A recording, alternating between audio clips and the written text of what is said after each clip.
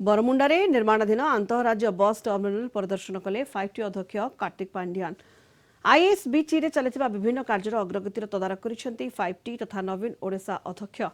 ISBT खूब शीघ्र कार्यक्षम होगा संभावना रही। टर्मिनाल कार्यक्षम हेले यह केवल ओडिशावासी नुहे बरं पड़ोशी राज्यर लोकों भी एक गुरुत्वपूर्ण ट्रांजिट हब है। आईएसबीटी स्थल को जाई 5T अध्यक्ष यात्री विभिन्न व्यवस्थार तदारख करते।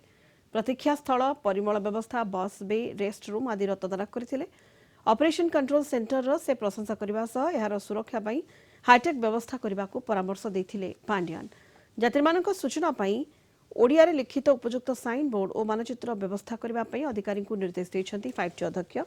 बाकी रही काम त्वरान्वित करने सह फेब्रुआरी सुधा लोकार्पण आईएसबीटी को प्रस्तुत करने बीडीए टीम को निर्देश देते 5T अध्यक्ष।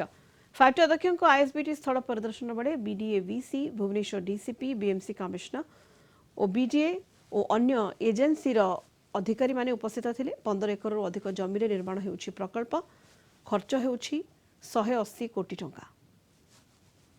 बरमुंडारे निर्माणाधीन अंतरराज्य बस टर्मिनाल आज परिदर्शन रे आसीथिले 5T ओ नवीन ओडिशार अध्यक्ष वीके पांड्यान एवं केउबली भाबरे अंतरराज्य बस टर्मिनाल आईएसबीटी जे कि कार्य केमिति त्वरान्वित होईछि एवं खूब शीघ्र कार्यक्षम हेबा पई संभावना रही। ता सहित आईएसबीटी कार्यक्रम हेले या केवल ओडिशावासी पई नुहे बरं पड़ोशी राज्यर लोक मानक पई एक गुरुत्व बहन करिवो। तबे निश्चित भाव में आईएसबीटी स्थल को जाई 5T अध्यक्ष यात्री करा जाइथिबा विभिन्न व्यवस्थार निरीक्षण करथिले। प्रतीक्षा स्थल कथा कहतु, परिमल व्यवस्था, बस बे, रेस्ट रूम आदिर से तदारख मध्य करथिले। ऑपरेशन कंट्रोल सेंटर प्रशंसा करने सह यह सुरक्षा पई हाईटेक व्यवस्था करने को मध्य परामर्श देथिले वीके पांड्यान। ता सहित यात्री मानक सूचना पई ओडिया रे लिखित उपयुक्त साइन बोर्ड और मानचित्र व्यवस्था करने अधिकारी को निर्देश देते। कहीं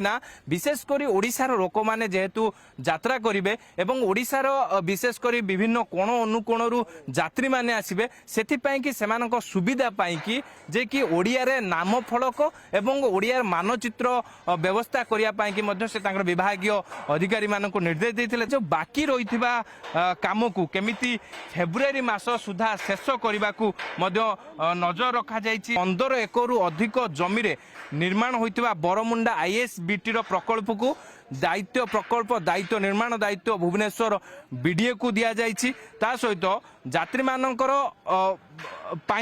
यात्री मानकर एथिरे कौन सब सुविधा रही आप देखु। जो भाई ऑफिस स्पेस कथा कहतु, पार्किंग व्यवस्था कथा कहतु, फूड कोर्ट, रेस्टोरेंट और व्यवसाय स्थान भी व्यवसाय व्यवस्था रही। सहित आईएसबीटी यात्री मानक एक विमान बंदर अनुभूति प्रदान करिवो। एक आधुनिक परिवहन हब भाव आईएसबीटी द्वारा ओडिशार जनसाधारण उपकृत हेबे। समस्त सुविधा सुजोग सह यात्री मानक आरामदायक यात्रा अनुभूति देव आईएसबीटी। तेबे जेतेबेले 5T ओ नवीन ओडिशार अध्यक्ष वीके पांड्यान जेतेबेले परिदर्शन रे आसीथिले सेतेबेले बीडीए वीसी कथा कहतु, भुवनेश्वर डीसीपी कथा कहतु, बीडीए रो अन्य वरिष्ठ अधिकारी माने मध्य एठी उपस्थित थिले।